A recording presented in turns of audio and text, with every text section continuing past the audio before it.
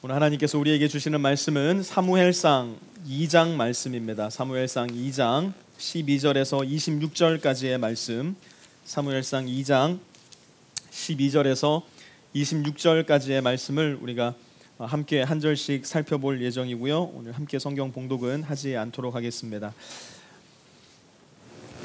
올해 이제 한국을 방문하시는 우리 성도님들이 제법 많으신 것 같은데요. 저도 재작년에 한국을 방문을 했었습니다. 7년 동안 한국을 방문하지 못했었는데요. 7년 만에 만난 가족들, 친지들, 친구들 만나서 좋은 시간을 가지고 돌아왔었습니다. 친구들, 선후배들을 만나서 그동안 어떻게 살았었는지, 무엇을 하며 살았었는지, 우리 세대가 고민하는 문제들은 무엇인지, 또 한국 교회들의 현 상황은 어떠한지 많은 이야기들을 듣고 올 수 있는 귀한 시간이었습니다. 이제는 교회 개척을 해서 한 교회의 담임 목사가 된 친구들, 선후배 목사님들도 있었고요. 또 안정된 교회에서 부사역을 하면서 나름대로의 역량을 계속해서 키워나가고 있는 친구들, 선후배들도 많이 있었습니다. 어려운 상황 속에서도 묵묵히 목양일념의 마음으로 목회를 감당하는 친구들과 선후배 목사님들을 보면서 다시 한번 마음을 제대로 여미고 돌아오는 그런 시간이 되었습니다. 역시 목사님들답게 또 전도사님들답게 저에게 미국의 교회 상황은 어떠한지, 이민사회의 교회 상황은 어떠한지, 또 미국에서 신앙생활하는 이민자들의 영적인 상태는 어떤지, 미국 이민자들의 삶의 모습은 어떤지, 이런 건 아무도 안 물어보고 그들이 저에게서 듣고 싶어했던 주요한 이야기의 주제가 뭐였느냐? 이민을 어떻게 갈 수 있냐는 거예요. 어떻게 하면 이민을 갈 수 있느냐? 나도 이민 가면 먹고 살 수 있느냐? 초기에 이민을 가면 얼마나 가지고 가야 되느냐? 놀랍게도 상당히 많은 수의 청년들이, 심지어 목사님과 전도사님들까지도 이민 생각을 한다는 것에 대해서 적지 않은 당혹감을 느꼈었습니다. 지난번 한국 여행 중에 가장 많이 들었던 단어들을 한번 생각해 보면서 추려보니까요, 대개가 이런 단어들이었습니다. 절망, 헬조선, 아둥바둥, 폭탄세금, 이민계획, 실패, 어두움, 답답함. 그러던 와중에 최순실 사태가 터져서 그야말로 대한민국이 아수라장이 되었었습니다. 미국도 상황이 그리 좋아 보이지만은 않습니다. 2주 전 터졌던 플로리다 총기 사고, 공립학교에서의 총기 난동, 그 이후에 계속해서 미국에서 들불처럼 번지고 있는 촛불 시위, 그리고 거기에 발맞추어 트럼프 행정부가 내어놓은 그에 대한 해결법, 총기 사고 예방법, 여러분들도 다 들어서 알고 계시겠지만 이제 학교 교사들이 총기로 무장을 하고 수업을 들어가야만 되는 그런 시대가 오게 된지도 모르겠습니다. 한국과 미국의 혼란은 중동의 혼란에 비추어 보았을 때 그야말로 세 발의 피에 불과합니다. 시리아는 끝나지 않는 내전으로 인해서 민간인들의 피해가 눈덩이처럼 불어만 갑니다. 사도 바울이 예수님을 만났던 다마스쿠스라는 도시에서 정부군의 공습으로 인해서 2월 한 달간만 무려 550명이 넘는 민간인 사상자가 나왔다고 합니다. 세상은 그야말로 혼란과 혼돈의 한가운데 있는 것처럼 보입니다. 우리나라도 미국도 혼란과 혼돈의 한가운데 있는 것처럼 보입니다. 그리고 오늘을 살아가는 저와 여러분, 우리 각자 한 사람 한 사람의 인생 역시 답이 잘 보이지 않는 어두운 답답한 인생으로 살아갈 때가 참 많이 있는 것이 사실인 것 같습니다. 오늘은 사무엘상 2장 말씀을 함께 살펴보면서 오늘 우리가 처해 있는 이러한 상황, 우리나라와 미국이 처해 있는 이러한 상황, 그야말로 답이 보이지 않는 이 세상의 상황 속에서 그리스도인으로서 우리가 잊지 말고 기억해야 할 하나님의 대답은 무엇인지 한번 곰곰이 살펴보려고 합니다. 첫 번째는 지도자의 부패로 인한 위기는 역사 속에서 결코 낯선 일이 아니라는 것을 우리는 오늘 말씀 속에서 발견할 수가 있습니다. 지도자의 부패로 인한 위기는 결코 낯선 일이 아니라는 것입니다. 2장 12절 말씀을 함께 보도록 하겠습니다. 엘리의 아들들은 행실이 나빴다. 그들은 주님을 무시하였다. 이 본문 말씀을 이해하려면 먼저 엘리와 그의 아들들이 누구인지를 알아야 합니다. 엘리의 두 아들의 이름은 홈니와 비느하스였습니다. 이 두 아들은 아버지 엘리 대제사장의 자리를 이어받아서 이스라엘의 제사장 역할을 감당하고 있었습니다. 우리가 여기에서 한 가지 기억해야 할 점은 사무엘상 2장 현재의 시점에 있어서 이스라엘은 왕이 있는 왕정 국가가 아니라 하나님께서 직접 이스라엘을 다스리시는 신정국가의 형태였다는 사실입니다. 이스라엘에는 원래 왕이 없었습니다. 왜냐? 이스라엘은 인간이 왕이 되어서 다스리는 나라가 아니라 하나님께서 직접 이스라엘 민족의 왕이 되셔서 제사장들과 선지자들을 통해 다스리는 나라였기 때문이었습니다. 그렇기 때문에 하나님의 말씀을 대언하는 제사장, 그리고 나라와 백성을 대신해 하나님 앞에 제사를 드리는 제사장은 모든 사회생활에 있어서의 중심이자 지도자 역할을 감당하고 있었습니다. 엘리의 두 아들인 홈니와 비느하스는 이스라엘의 지도자로서 하나님을 경외하고 하나님의 말씀을 잘 경청하여 백성들에게 하나님의 말씀을 가르쳐야만 하는 의무가 있었을 뿐만 아니라 그들이 먼저 하나님을 잘 알고 하나님의 말씀에 순종함으로 하나님을 경험하는 자들이 되었어야만 했습니다. 그러나 오늘 12절에 드러나 있듯이 이들은 전혀 그런 모습을 보이지를 못합니다. 여러분, 나라의 위기, 사회의 위기, 그리고 여러분들이 다니는 회사의 위기, 학교의 위기, 가정의 위기, 인간관계의 위기, 우리 삶의 위기는 언제 찾아오느냐? 내가 누구이든지 간에, 내가 어떤 일을 하든지 간에, 내가 어디에 있든지 간에 내 자신의 정체성을 잘 알지 못하고 내 자신의 정체성에 맞는 삶을 내가 살아가지 못할 때 내가 있는 그 자리에서는 위기가 찾아옵니다. 남편이 남편답지 못할 때 가정에는 위기가 찾아옵니다. 직장인이 직장인답지 못할 때 그가 있는 그 직장에는 필연적으로 위기가 찾아옵니다. 목사가 목사답지 못할 때 그 교회에는 반드시 위기가 찾아올 수밖에 없습니다. 왕이 왕답지 못할 때 그 나라에는 반드시 위기가 찾아옵니다. 엘리의 아들들이 하나님의 제사장으로 세움받았음에도 불구하고 그들이 제사장답지 못했을 때, 그들이 나라의 지도자답지 못했을 때에 사무엘상 2장이 보여주고 있듯이 이스라엘 나라에는 큰 위기가 찾아오고 맙니다. 12절 다시 한번 보십시오. 엘리의 아들들은 행실이 나빴다.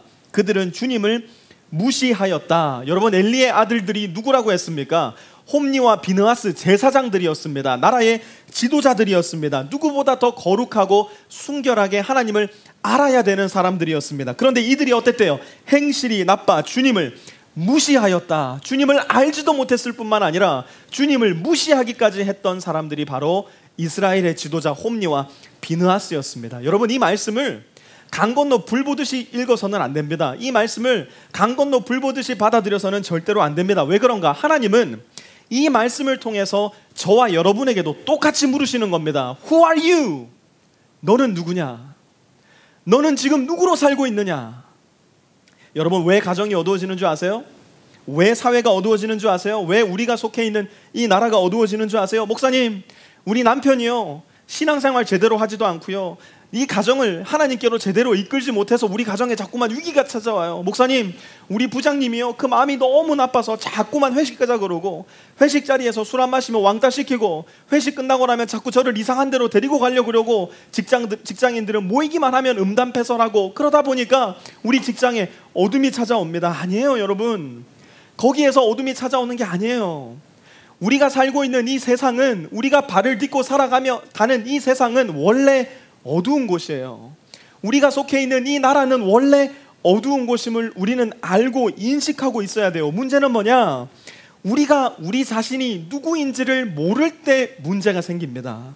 우리의 역할이 무엇인지를 잊고 있을 때 우리가 속해 있는 그 사회와 나라에는 문제가 찾아옵니다. 한번 들어보세요. 예수님은 제대로 예수님을 알지도 못하고 제대로 준비되어 있지도 않고 거창한 것을 알지도 보지도 못했고 경험해 보지도 못한 제자들을 불러 모아놓고, 예수님이 제자들을 불러 모아놓은 초창기 시절에 이런 말씀을 하십니다.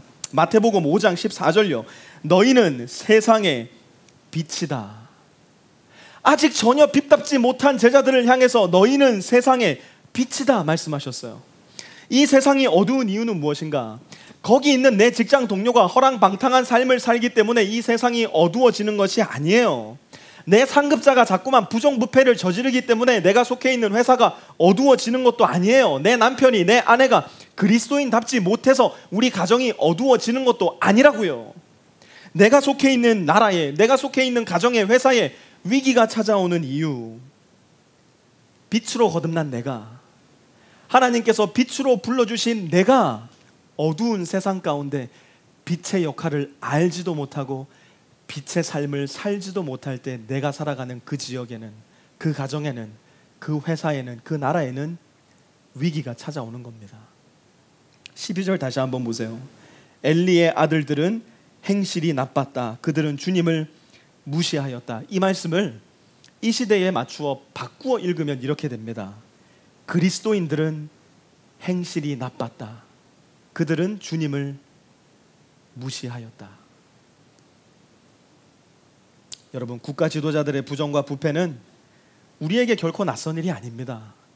이전에도 보아왔고 오늘도 보고 있으며 아마 미래에도 보게 될 일입니다. 그렇기 때문에 우리는 이러한 덫에 걸려서 지도자들을 향해 손가락질을 하기보다는 손을 모으고 기도해야 하며, 지도자들을 향해서 손가락질하기보다는 내가 지금 살고 있는 이곳에서 빛으로서의 역할을 어떻게 감당할 수 있을까, 나의 정체성을 분명하게 인식하고 되찾아 빛으로서의 삶을 살 수 있어야 합니다. 그러기 위해서 기억해야 할 오늘 말씀의 두 번째 포인트는 무엇인가? 관습에 빠져서는 안 됩니다. 우리는 살아가는 가운데 관습에 빠져서는 안 됩니다. 잘못된 습관에 빠져서는 안 된다는 말입니다. 13절을 함께 봅니다. 제사장이 백성에게 지켜야 하는 규정이 있었는데 그들은 그것도 무시하였다. 누군가가 제사를 드리고 그 고기를 삶고 있으면 그 제사장의 종이 살이 3개 달린 갈고리를 들고 와서, 엘리의 두 아들 홈니와 비느하스가 백성에게 행하는 관습, 곧 오랜 시간 동안 모든 사람들에게 당연하게 받아들여졌던 습관, 종교 행위가 무엇이었는가? 누군가가 제사를 드릴 때, 제사를 드리기 위해서는 유대인들에게 무엇이 필요했습니까?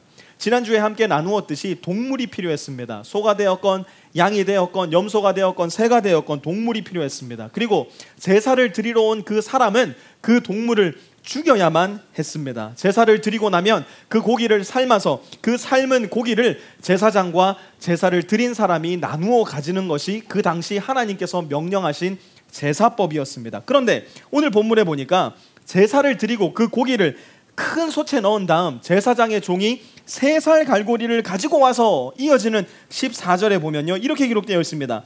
냄비나 솥이나 큰 솥이나 가마솥에 갈고리를 찔러 넣어서 그 갈고리에 걸려 나오는 것은 무엇이든지 제사장의 몫으로 가져갔다.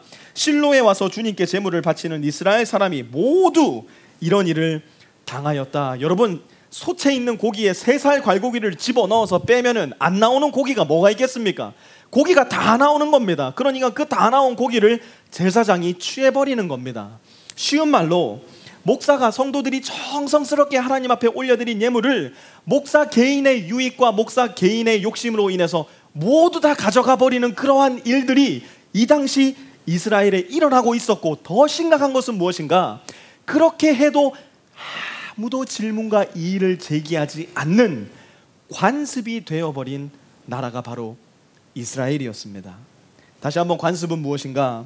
오랜 시간 동안 아무런 이유와 질문 없이 받아들여진 습관입니다.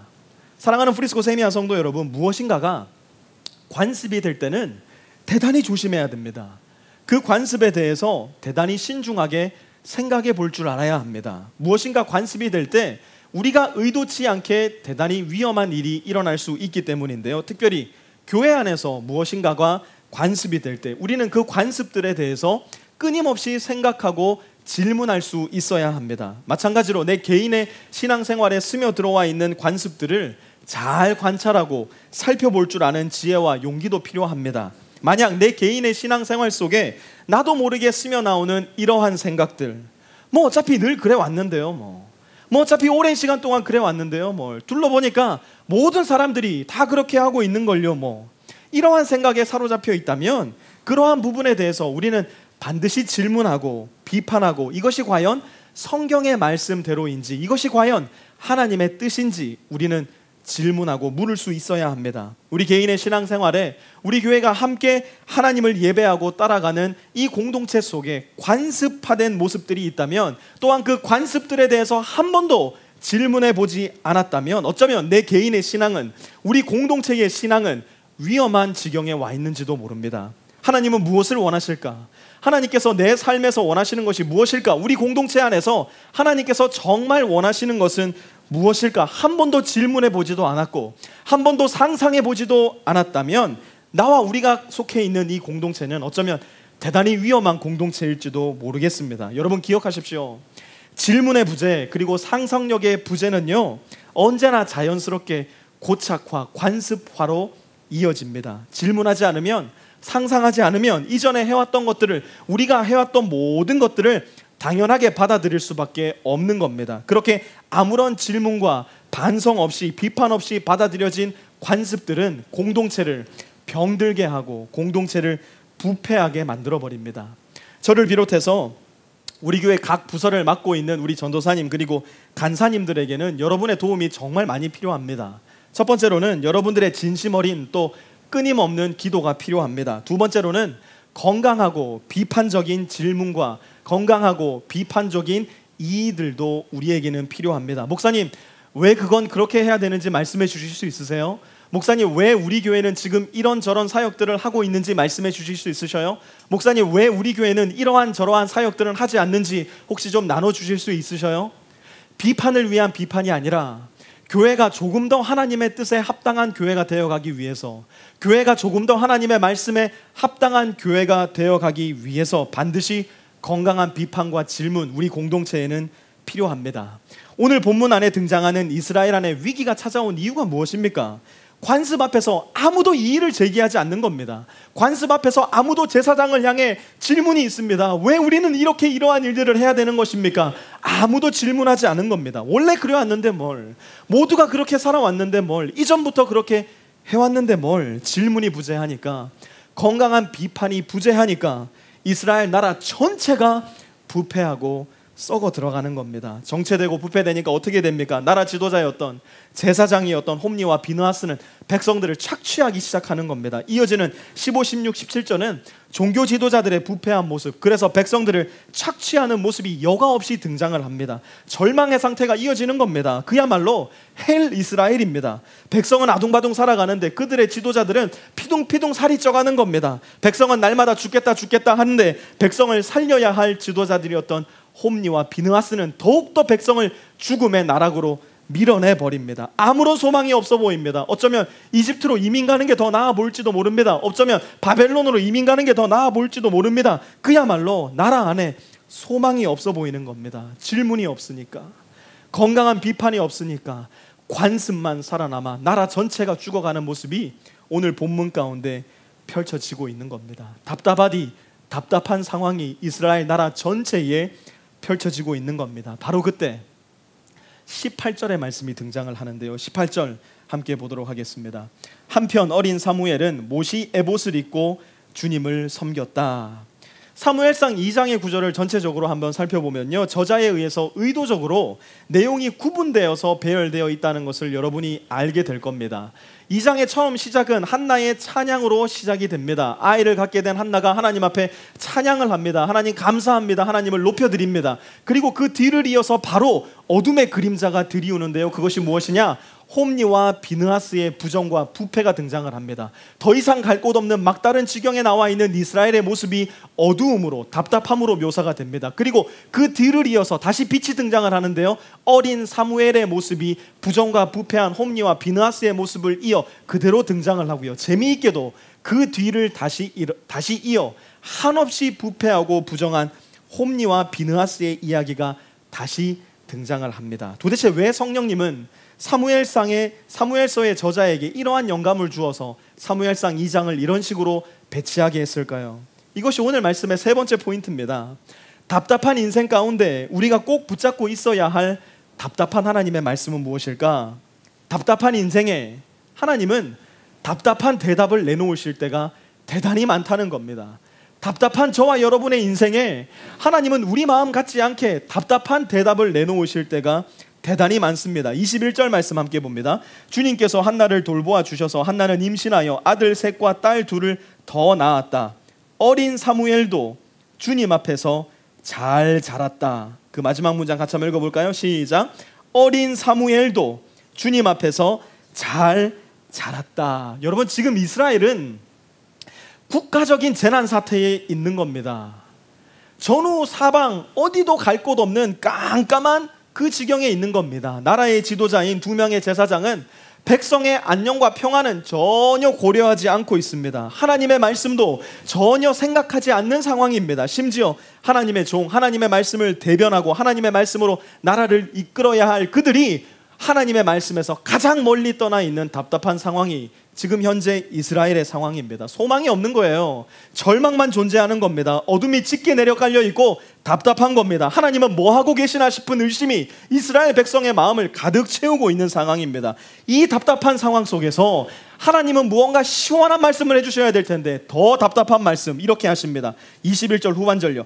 어린 사무엘도 주님 앞에서 잘 자랐다. 누가 자랐다고 지금 기록되어 있습니까? 어린 사무엘은. 당시 이스라엘 사람들에게 있어서는 정말 복창 터지는 말씀이에요.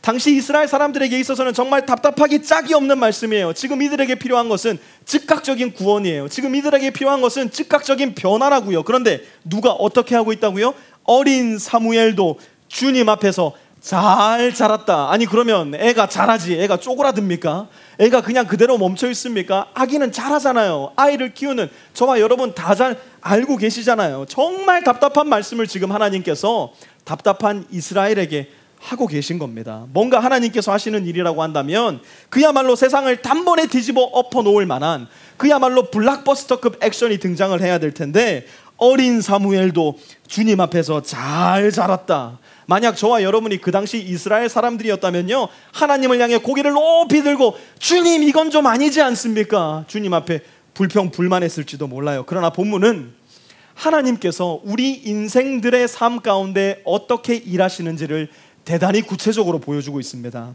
이렇게 큰 위기 가운데 하나님은 다름 아닌 한 작은 아기를 준비시키고 계신 거예요.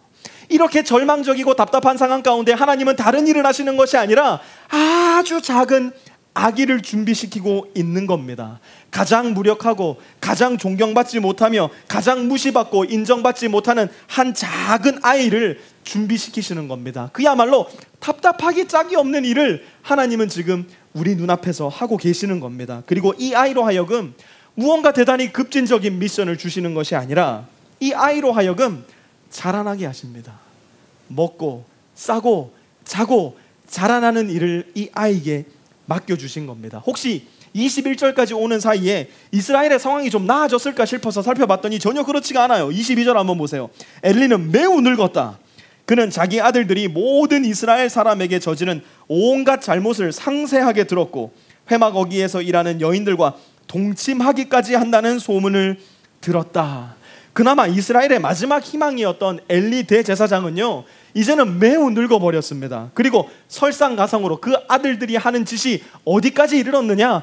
하나님을 예배해야 되는 그 성막 입구에서 성막에 봉사하는 여인들과 함께 음란한 간음을 저지르는 일까지 하고 말았다는 겁니다. 상황은 훨씬 악화되고 어두움은 훨씬 더 짙어졌으며 답답함은 그 무게를 훨씬 더 더해갑니다. 아버지인 엘리가 두 아들에게 권고하지만 귓등으로도 듣지 않습니다. 그런데요, 놀랍게도 이렇게 답답한 상황 속에서 사무엘서의 저자는 26절에 마치 이스라엘 백성들에게 웃기라도 한다는 것처럼, 그들의 상황을 비웃기라도 한다는 것처럼 이렇게 말을 합니다. 26절 한번 보세요. 한편 어린 사무엘은 커갈수록 주님과 사람들에게 더욱 사랑을 받았다.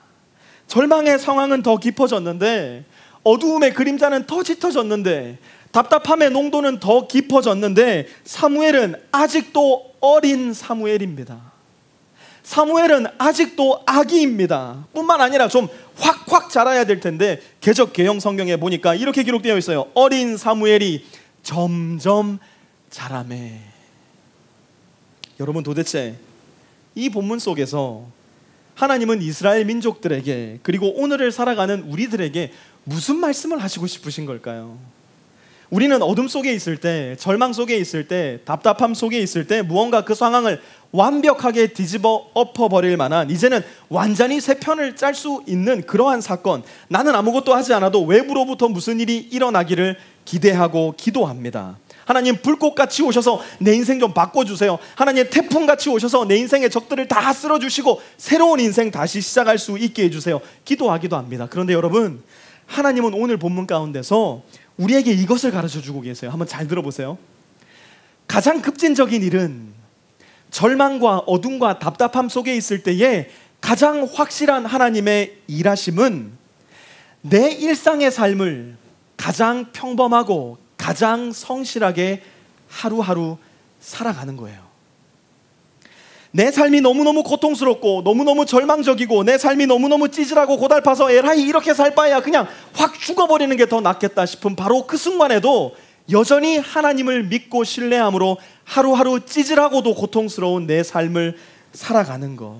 이렇게 살 거 도대체 하나님을 믿어서 뭐해? 라는 생각이 드는 그 순간에도 여전히 하나님을 향한 작은 믿음, 흔들리는 믿음일지라도 붙잡고 하나님 앞에서 살아가는 것. 이렇게 바쁘고 힘든 세상 살면서 성경은 읽어서 뭐하며 기도는 해서 뭐해? 라는 생각이 드는 그 순간에도 여전히 하나님의 말씀을 내 인생의 넘버원으로 두고 하나님의 말씀을 읽고 내 영혼의 호흡인 기도를 끊임없이 하나님 앞에 토해내는 것. 변하지도 않는 그 사람, 내 사랑 받아주지도 않는 그 사람, 내가 품어주고 사랑해주면 뭐하나 드는 그런 생각이 드는 그 순간에도 여전히 그 사람을 향해 내 마음 가운데 주신 예수님의 그 열정을 가지고 사랑을 가지고 하루하루 평범하고도 일상적이게 그 사람을 사랑해가는 것. 그렇게 나의 삶을 매일매일 성실하고 일상적으로 살아내는 것. 그렇게 매일매일 사무엘처럼 점점 자라나는 것.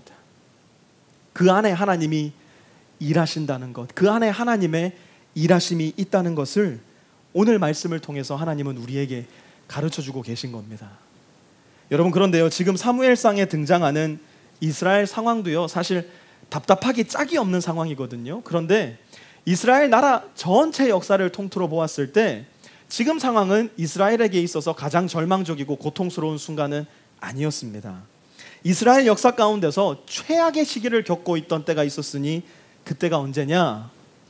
말라기 선지자를 마지막으로 하나님은 400년 이상 이스라엘 민족들에게 아무런 말씀을 주시지를 않습니다.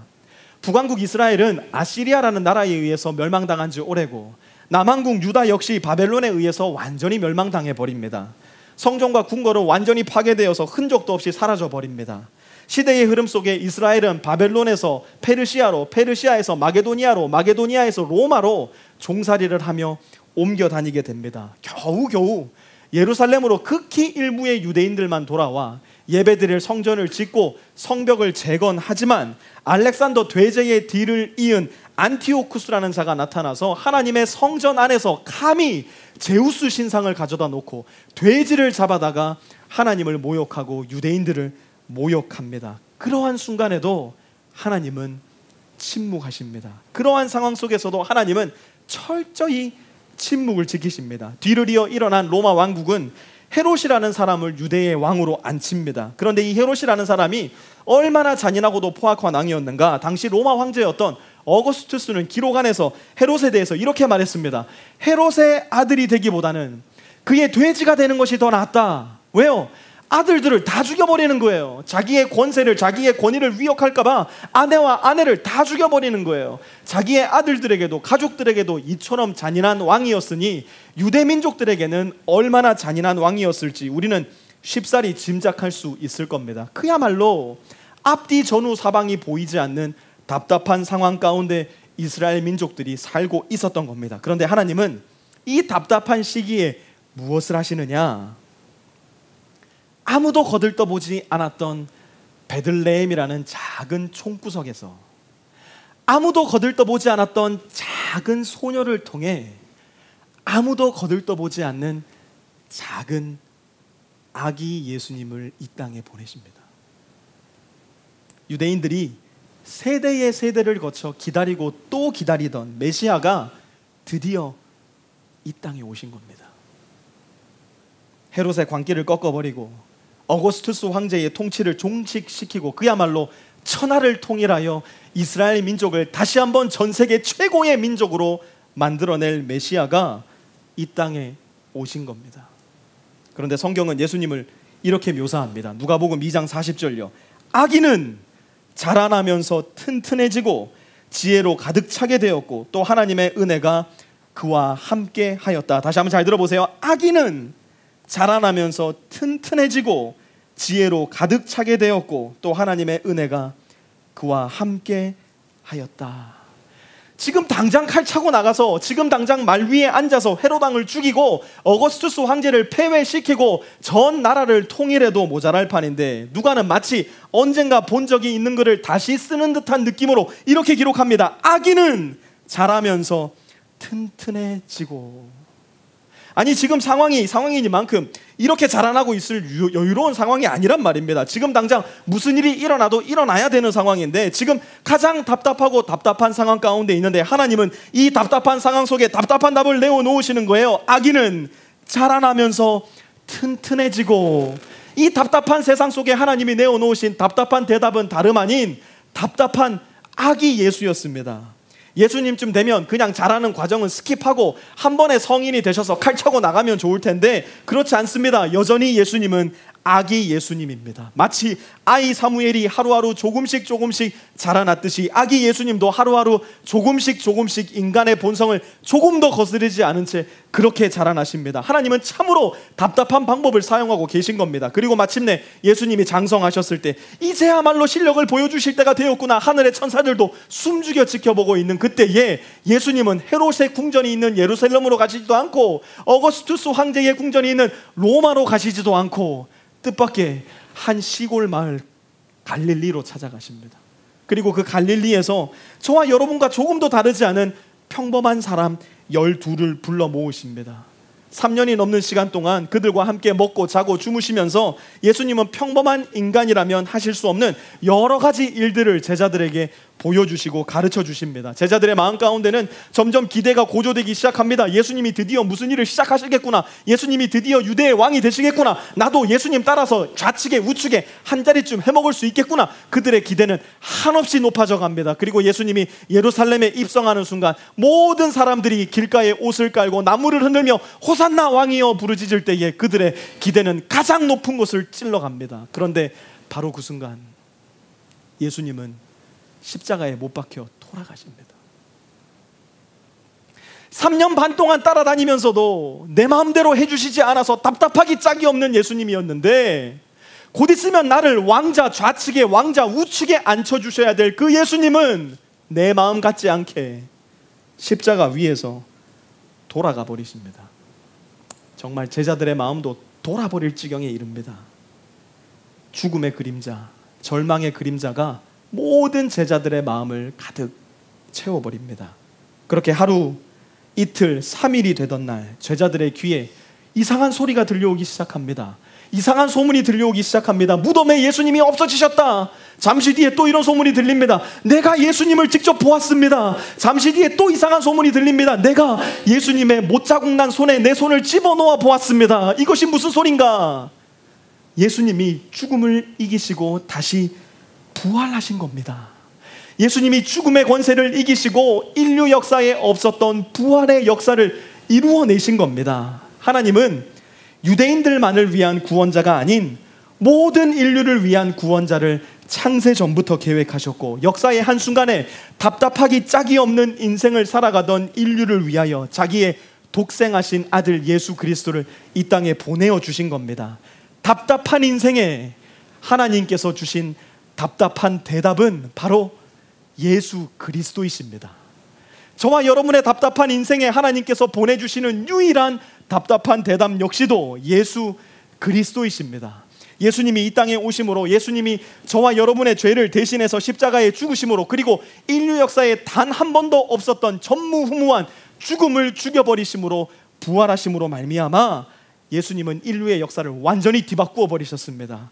예수님의 부활이 사실이라면, 예수님의 부활이 정말 일어난 일이라면 저와 여러분의 삶 역시도 완전히 뒤바뀌어야 합니다. 답답한 내 인생, 나만의 답을 찾아서 헤매이기보다, 그렇게 헤매이다 결국 죽어버리고 마는 답답한 삶이 아니라 하나님께서 우리 인생에 주신 단 하나의 정답, 단 하나의 대답, 예수 그리스도를 목숨 걸고 배우고, 예수 그리스도를 목숨 걸고 알고 만나고, 과연 그 예수님이 정말 살아계신 하나님의 아들이신지를 우리의 지성과 영성과 감성을 모두 열어 찾아내고, 만약 그 예수님이 정말 부활하신 하나님의 아들 예수 그리스도시라면 우리는 그분 앞에서만 무릎 꿇고 그분 앞에서만 말씀을 들으며 그분의 말씀에만 순종하는 사람이 되어야 됩니다. 내 인생의 정답 다른 것이 아니라는 겁니다. 내 인생의 정답 다른 것에서 찾을 수 없다는 겁니다. 부활하신 예수님이 진리라면 우리의 인생의 정답은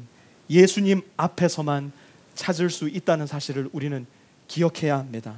여러분, 부활절이 다가옵니다. 우리는 한 해 한 해 점점 자라납니다. 조금 더 질설적인 표현으로 하자면 저와 여러분은 한 해 한 해 점점 더 늙어갑니다. 작년 부활절과 올해 부활절 사이 우리는 얼마나 그리스도를 아는 지식과 믿는 믿음에서 자라갔는지 우리 스스로 진지하게 살펴볼 수 있어야 됩니다. 예수님은 2000년 전 갈릴리 바닷가에서 지극히 평범한 사람을 불러 그분의 제자로 삼아주셨듯이 2018년 3월 오늘도 지극히 평범한 저와 여러분을 불러 그분의 제자로 삼아주십니다. 그리고 답답한 인생에, 답답한 가정에, 답답한 사회에, 답답한 나라에, 답답한 세상에 단 하나의 정답, 하나님께서 보내어주신 단 하나의 정답, 예수 그리스도를 알아라, 예수 그리스도를 믿어라, 예수 그리스도를 따라라, 우리에게 말씀하십니다. 그리고 우리는 그 말씀 따라 다시 한번 이 중요한 질문으로 돌아가야 됩니다. 나는 예수 그리스도를 알고 있는가? 나는 과연 예수 그리스도를 믿고 있는가? 나는 과연 예수 그리스도의 말씀에 순종하고 있는가? 내 인생에 내가 붙잡고 있는 단 하나의 정답은 무엇인가? 힘써 그리스도를 알고 힘써 그리스도를 믿고 힘써 그리스도에게 순종함으로 살아계신 주님과 늘 동행하시는, 특별히 이 사순절 기간 다시 한번 나를 위해 고통당하시고 나를 위해 부활하신 예수 그리스도를 내 인생의 정답으로 확실히 내 마음에 모시는 저와 여러분의 인생 되시기를 우리 구주 예수 그리스도의 이름으로 축원합니다. 우리 시간 잠깐 기도할 텐데요, 답답한 인생을 살아가는 우리 삶에 하나님께서 주시는 대답이 무엇인지 다시 한번 생각해 보기 바랍니다. 답답한 내 인생에 내가 선택한 답안지는 무엇인지 여러분 다시 한번 진지하게 생각해 보십시오. 어떤 사람은 돈을, 어떤 사람은 명성을, 어떤 사람은 지성과 미모를 인생의 답으로 선택하여 살아갑니다. 좋은 답안이지요. 그러나 죽음 앞에 서면 그 모든 것들은 다 오답이 됩니다. 그 어떤 것도 죽음 앞에 이길 수 없기 때문입니다. 그것이 인생이니까요. 그러나 하나님, 주님은 우리에게 죽음 앞에서도 이길 수 있는 단 하나의 정답을 주셨습니다. 무엇을 해도 결국은 죽음 앞에 질 수밖에 없는 답답한 인생의 단 하나의 정답, 예수 그리스도를 보내주셨습니다. 하나님, 우리가 그 예수님을 힘써 알게 하여 주옵소서. 힘써 예수님을 믿게 하옵소서. 힘써 예수님을 따르게 하옵소서. 부활하셔서 살아계시며 지금도 우리를 위해 간구하시는 예수님이 우리의 주님이시기에 우리는 영혼을 위해 오늘을 사는 법을 배웁니다. 살아계신 예수님의 음성에 귀 기울이고 순종하여 오늘의 내 인생, 답답한 인생이 되는 것이 아니라 내 인생의 정답 예수 그리스도와 함께 담대하고 사랑이 넘치며 확신에 찬 인생 살아가게 하옵소서. 이 시간 함께 기도하도록 합니다. 사랑의 아버지 하나님, 이 귀한 사순절 기간 다시 한번 예수 그리스도를 내 마음 깊숙이 생각하며 묵상합니다. 주님, 그리고 질문합니다. 하나님, 나는 정말 주님을 아는 사람입니까? 주님, 난 정말 주님을 믿는 사람입니까? 주님, 난 정말 주님을 따르고 있는 사람입니까? 하나님이 질문 앞에 서늘한 가슴을 안고 있을 수밖에 없습니다. 주님, 나의 마음을 다시 한번 주님께서 주님께로 돌이켜주시고 그리하여 주님을 아는 것을 내 인생의 가장 큰 기쁨이요, 주님을 믿는 것을 내 인생 가장 큰 자랑이요, 주님께 순종하는 것을 내 인생 가장 큰 목적으로 삼고 살아가는, 오직 주님만이 내 인생의 정답되는 인생 살아가는 우리 모든 프리스코 세미한 성도들 될 수 있도록 주님께서 인도하여 주옵소서. 세상은 여기에서도 외치고 저기에서도 외칩니다. 저기에 가면 정답이 있다고, 저쪽으로 가면 정답이 존재한다고. 그러나 주님, 그 어떤 그럴듯해 보이는 정답도 죽음 앞에 서면 모두가 오답이 되고 맙니다. 죽음을 이기고 영원한 생명을 주신 분은 예수 그리스도밖에 없사오니 지금 이 시간 주님 앞에 나아가 주님만을 정답으로 인정하고 주님만을 정답으로 내 마음에 모시며 주님만을 정답으로 순종하며 살아가는 우리 모든 복된 인생 될 수 있도록 주님 인도하여 주옵소서. 하나님, 정말 답답한 인생을 살아갑니다. 살아가면 살아갈수록 더 답답한 인생을 살아갑니다. 주변을 둘러보면 이 나이쯤 됐으면 인생 어떻게 살아가야 될지, 인생의 의미는 뭔지 다 알 줄 알았는데 여전히 답답하고 여전히 길은 안 보입니다. 가만히 오늘 말씀을 통해 살펴보니 하나님께서 우리에게 주신 정답은 하나밖에 없기 때문이었습니다. 하나님이 우리에게 주신 정답은 예수님이십니다. 그런데 그 예수님을 쫓아가지 않고 그 예수님을 믿지 않고 예수님을 알지 못하니 내 인생의 어둠과 답답함은 더할 수밖에 없었습니다. 주님, 오늘 말씀을 통하여 다시 한번 우리 모두가 주님 앞에 결단하기 원합니다. 주님, 내 인생을 살면서 내 인생에 오직 하나의 정답으로 주신 예수 그리스도를 힘써 알아가는 우리 성도들 다 되게 하여 주옵소서. 그 예수 그리스도를 힘써 믿을 수 있는 우리 모든 프리스코 세미한 성도들 될 수 있게 도와주시고, 그 예수님 말씀에 힘써 순종하는, 그리하여 정답을 내 마음 가운데 품고 정답과 함께 이 인생 힘차고 능력 있고 사랑 넘치게 살아가는 우리 모든 프리스코 세미한 성도들, 예수 그리스도를 주님으로 모시고 살아가는 분명한 인생, 정답을 아는 인생 살아갈 수 있도록 주님 인도하여 주시옵소서. 이제는 우리 주 예수 그리스도의 은혜와 하나님 아버지의 무한하신 사랑하심과 성령의 내주 교통하심이 오늘 이 자리에 머리 숙여 하나님께 예배드리며 하나님께서 우리 답답한 인생 가운데 주신 단 하나의 정답, 예수 그리스도만을 알고 믿고 따르기를 다짐하고 결단하며 돌아가는 우리 모든 프리스코 세미한 성도들 머리 위에와 그들의 가정 위에, 직장 위에, 모든 관계들 위에 이제로부터 영원까지 함께 하옵시기를 간절히 축원하옵나이다. 아멘.